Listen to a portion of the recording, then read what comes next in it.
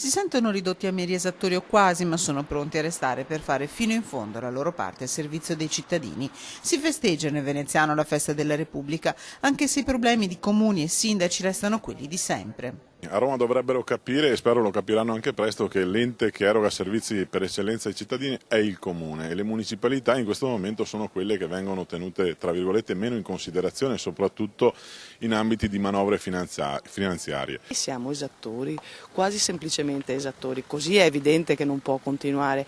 Noi ci aspettiamo durante l'estate, come è stato detto, una riforma proprio del federalismo. No ai comuni chiusi, no alle bandiere ammainate. Pur condividendo la lotta dei sindaci trevigiani, i primi cittadini del Milanese vogliono continuare a fare la loro parte. La cosa più importante oggi sono i problemi dei cittadini, non quelli dei comuni.